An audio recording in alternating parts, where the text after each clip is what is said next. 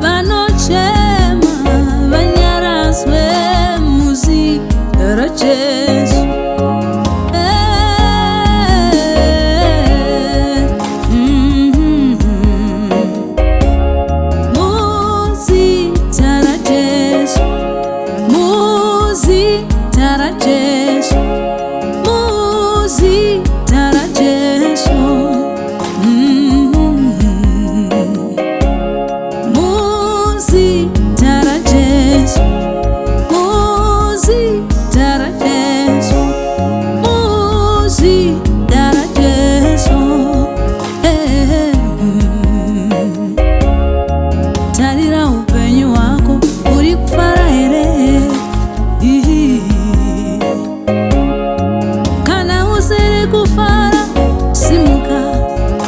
Utarire kuna Jesu, simuka unyengetere.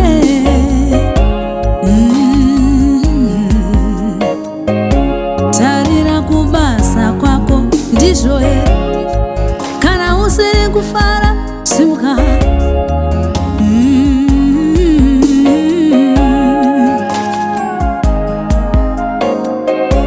Muzita raJesu, muzita raJesu, muzita raJesu,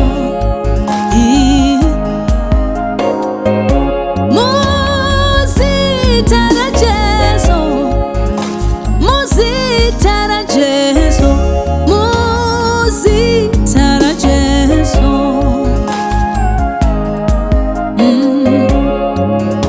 Vana vako ndizvo ere zviri kuitika, kumba kwenyu ndizvo ere. Kana usiri kufara udza Jesu, zvinoita muzita raJesu, zvinoita muzita raJesu. Kushaya mbereko ndizvo ere, ndizvo ere izvo. Kushaya mabasa ndizvo ere. Muzita raJesu, muzita raJesu, muzita raJesu,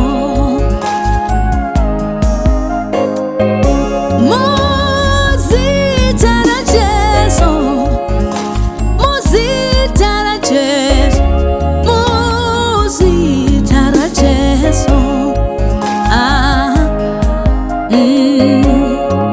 Dakamboti simkapa tinyengeterere Zimbabwe, tinyengeterere Afrika, tinyengeterere pasi rose.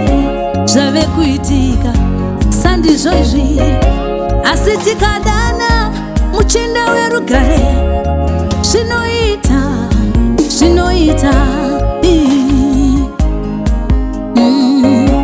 Vatendi vose pasi rose ngatisimuke tinyengeterere, ngatisimuke tinyengeterere. Baba vanotinzwa. Muzita raJesu, muzita raJesu, muzita raJesu, muzita renyu Jesu, zvinoita muzita raJesu, muzita raJesu zvinoita. Muzita raJesu, muzita raJesu, muzita raJesu.